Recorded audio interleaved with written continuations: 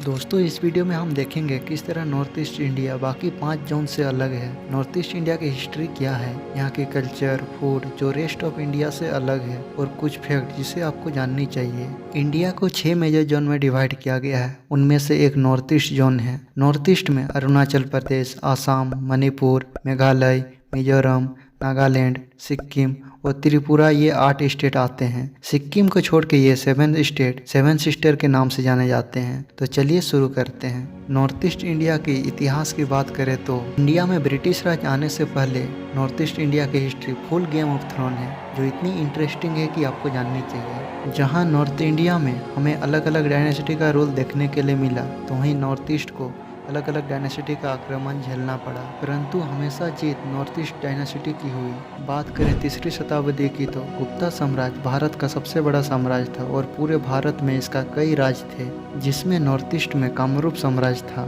जो अब हम नॉर्थ ईस्ट इंडिया कहते हैं। कामरूप को असम का ऐतिहासिक नाम भी कहा जाता है। कामरूप साम्राज्य की स्थापना 350 ईस्वी में हुई थी। यहाँ इंटरेस्टिंग फैक्ट यह है कि कामरूप साम्राज्य पर तीसरी शताब्दी से लेके 1498 ईस्वी तक 5 बार अलग अलग साम्राज्य में आक्रमण किया, जिसमें 625 ईस्वी में गौड़ साम्राज्य ने आक्रमण किया, परंतु गौड़ साम्राज्य को हार का सामना करना पड़ा। फिर 1100 ईस्वी में पाला साम्राज्य ने आक्रमण किया, परंतु कामरूप साम्राज्य को हरा न पाया। फिर 1226 ईस्वी में दिल्ली सल्तनत ने कामरूप साम्राज्य पर आक्रमण किया, पर दिल्ली सल्तनत को हार का सामना करना पड़ा, परंतु कामरूप साम्राज्य कमजोर हो गया था और कामरूप साम्राज्य छोटे छोटे साम्राज्य में टूट गया था, जो कामरूप साम्राज्य के साथ अहम साम्राज्य, सादिया साम्राज्य और भी साम्राज्य में टूट गया था। जब दिल्ली सल्तनत ने देखा कामरूप साम्राज्य कमजोर हो चुका है, तब 1257 ईस्वी में फिर से दिल्ली सल्तनत ने कामरूप साम्राज्य पर आक्रमण किया, परंतु दिल्ली सल्तनत को हार का सामना करना पड़ा। फिर 1498 ईस्वी में बंगाल सल्तनत ने कामरूप साम्राज्य पर आक्रमण किया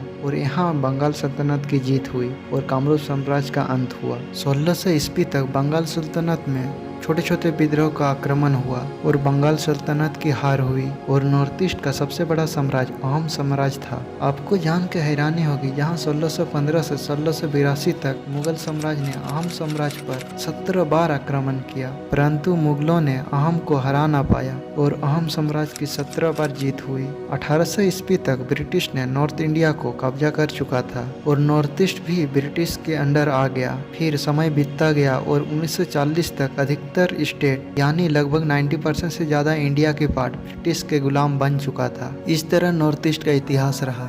अब कल्चर की बात करें तो आज़ादी से पहले पूरे नॉर्थ ईस्ट में 100 से ज़्यादा ट्राइबल ग्रुप थे और इसकी भाषा, कस्टम, कल्चर, हेरिटेज अलग था, यानी 20-20 किलोमीटर में भाषा बदल जाती थी, कस्टम बदल जाता था। भारत के नॉर्थ ईस्ट पार्ट को दुनिया के सबसे कल्चर डाइवर्स रीजन के रूप में जाना जाता है। आज इस क्षेत्र में 200 से अधिक जनजाति का निवास है, जो अपनी स्वदेशी और प्रामाणिक परंपराओं का दावा करता है। इनमें से कुछ सबसे लोकप्रिय जनजाति आदि जनजाति, कुकी जनजाति, बोडो जनजाति और भी है। अगर इंडिया की क्लासिकल डांस की बात करें तो इंडिया की 9 क्लासिकल डांस में से 2 क्लासिकल डांस नॉर्थ ईस्ट से ओरिजिन हुआ है, जो मणिपुर की मणिपुरी डांस फॉर्म है और आसाम की सत्रिय डांस फॉर्म है। हालांकि हर स्टेट का अलग अलग फोक डांस है, जैसे आसाम की बिहू फोक डांस जो पूरे भारत में फेमस है, अपने TV show, dance competition, stage, India की अलग अलग फेस्टिवल आदि जगह पर दिखाई पड़ती है। असम की कुछ फोक डांस जो